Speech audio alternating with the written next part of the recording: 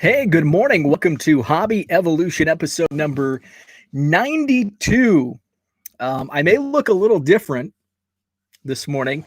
That's because I broke my glasses. How did I break my glasses? Well, I bought a card collection this morning. That's why I'm a little later today. I need to block that sunlight. Um, Steph's with us this morning. Hey, what's happening? So I'll get to the reason why I don't have glasses on this morning. One of my biggest pet peeves is fogged up glasses.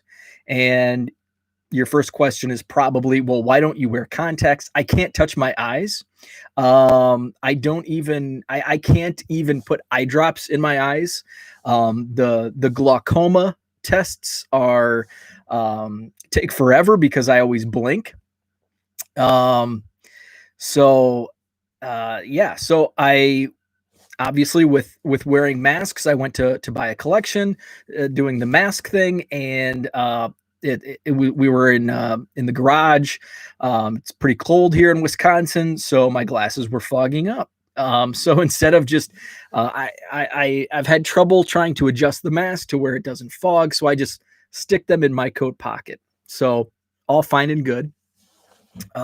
As I'm getting ready to leave, we load up my car. I'm getting ready to leave, pull my glasses out, and I only pulled one half of my glasses. So I have them broken in half. I tried to tape them up.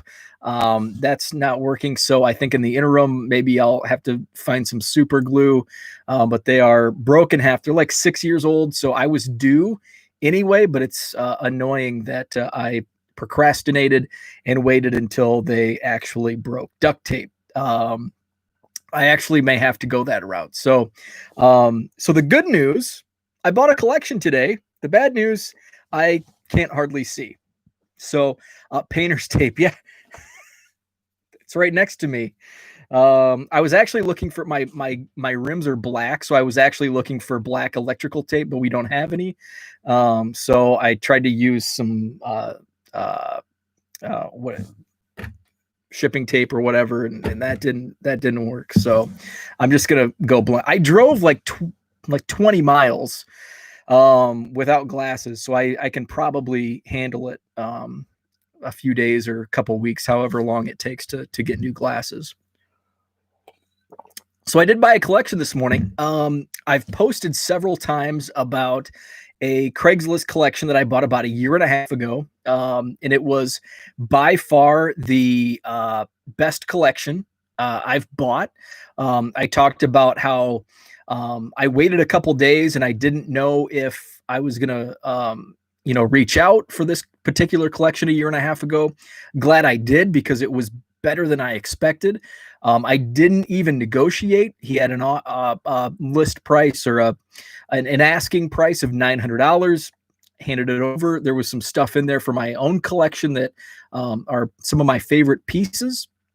And there was a lot of stuff that I made, quick money on to recoup.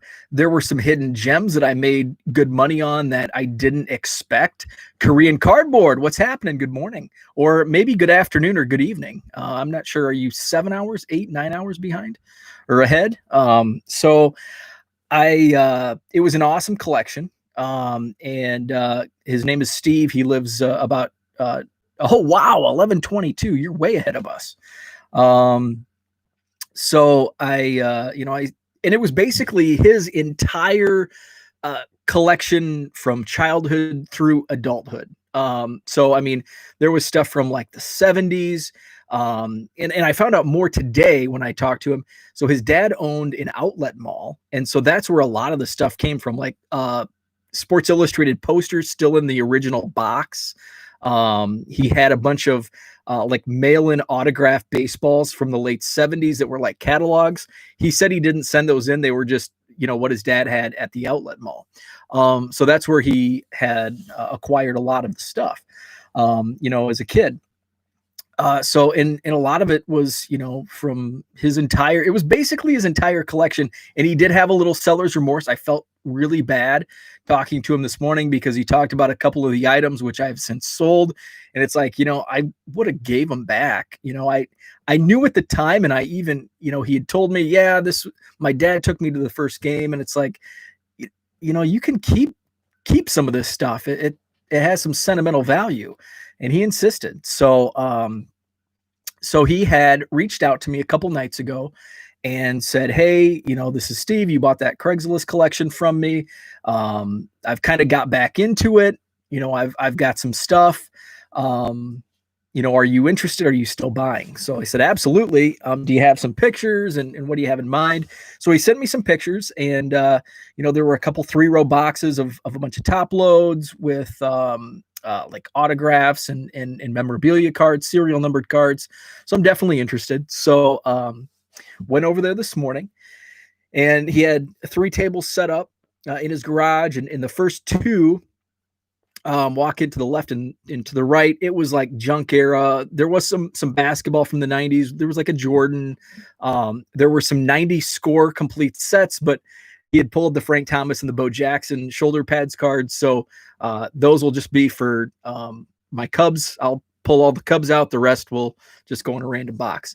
So a lot of like junk air, 88 tops, a lot of that stuff that's just going to, kind of sit. So that stuff has no value to me outside of like a couple Jordans and whatever else I may pull. So the back table, that was where the good stuff was. He had a few 3-row boxes. So his ask price is $700. So in kind of my thought process when I buy a collection like this is I want to break even. I want to get to break even quickly. And I went to business school, and my professors would smack me if they heard me say that, because one of my professors, his favorite line was, breaking even makes you go hungry. But this is still a hobby, but it's also kind of a side gig to make money to support my hobby. Mike Summer, the whole self-sustaining hobby thing. So my initial goal is to get to that. Okay, if his ask is $700, is there $700 worth of stuff that I can quickly get my money, make my investment of $700 back quickly? And by doing that, if there's a $100 set or card, a couple of $20, $50 cards, what can I do to get that quickly? So this particular collection that I looked at and bought this morning, there wasn't any of that I saw. And I went through more carefully than the last time, just because I wanted to see, what's here. So it's a lot of like dollar stuff, probably some $5 stuff, and maybe as I dig deeper. So it's going to take me quite a while it's going to take some time to get to that break even point, but I think I will, fairly quickly. But not as quickly as what I normally do. And there was a lot of good stuff. So I'll just kind of go back by memory. So there's a lot of like, he had bought a collection from a guy who bought a collection from a closing out card shop. But it's not like 90s stuff. It's like fairly recent, like 2016. So there's some basketball rookies from 16. I think like the Giannis and stuff that's been pulled. But I did find some like LeBron cards. There's still some Jordans in there. There's some, I saw some Bradley Beal rookies. So there's still some decent stuff. The auto pile, which is kind of what I expected, was a lot of what you would find in a dollar auto box. Basically all dollar auto baseball cards. There were some relics. There were some Chrome's Heritage, from 2017. So a lot of dollar cards in there.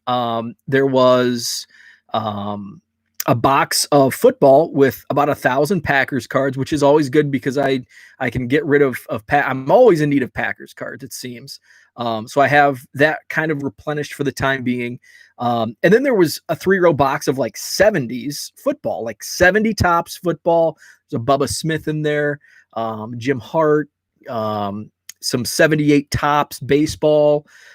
So there was some good stuff in there that I think I can put in my 99-cent store. So I haven't brought it. I literally just got home a few minutes ago, so I just wanted to get on here and talk about it first.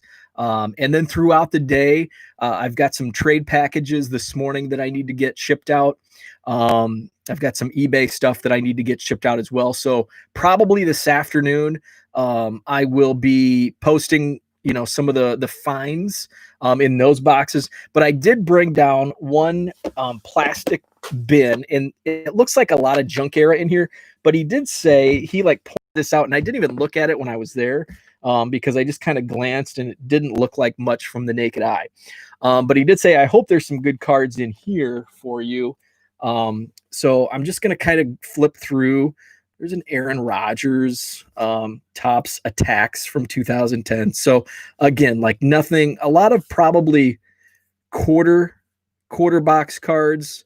Here's a Derek Jeter Leaf. That's a 99-cent card in my store. Here's some Tops Archives, another Jeter. Here's a Griffey, Fleer Focus. Let's see. Korean Cardboard. Is his screen frozen on your end? I can hear him fine. So it could be. I apologize. Can still see the Packers he's mentioning. So yeah, I don't know. My Wi-Fi down here in the card room sometimes is terrible. Here's the Andre Dawson checklist card. This was not this particular card, but this card was my 500,000th Cubs card from Brian in Arizona. So some Maddox. So there's a Maddox Cubs card. Here's a Ryan Sandberg. Another Sandberg. So there's some decent cards. Nothing that's going to break the bank. And he asked me, he goes, you see anything you like in there? And I said, well, nothing's wowing me. But it's going to be one of those things where it's going to take me some time to, I don't know what this card is, but it's a pretty cool looking Scottie Pippen card. Here's some Tops embossed, but these are from the mid 90s. So I don't think there's going to be anything in there. So not much in this, just off the top of the bat, but there's a Jose Canseco 87 Tops. So let's see. I did not find any Prism basketball. There was a lot of 15, 16, 17 basketball, but nothing Prism that I found. I didn't go through it with a fine-tooth comb. I picked a few piles up here and there. So we'll see. So this afternoon, I will dig in. Here's a Kyler Murray Leaf Draft All-American. That might be worth a few bucks. I don't know. What's in here? Oh, maybe this is what he was talking about. So some old stickers from football. Here is the Billy Ripken 89 Fleer. That's with the blackout. I don't know what this is. Oh, here's a Tim Tebow numbered to 25. That's not bad. Let's see. Some Ted Williams Baseball Heroes 88 score, Bo Jackson. Some Upper Deck football. So there was a couple nice cards in there. Here's a Pujols. What year is this? 2003. What's his rookie? 01. So there's some okay stuff. So I will follow me on Twitter throughout the day, because I'll be posting, some of the stuff, and I'll probably do a blog post as well on some of the other stuff that I find. I also need to make arrangements to get new glasses. So thanks for tuning in. I did not receive any mail yesterday, so the Cubs count is at 505,305. 505,305. is the Cubs count. But that's going to rise no matter what today with a bunch of Cubs in today's collection and hopefully some mail. So that's going to wrap things up. I still have a few stuff.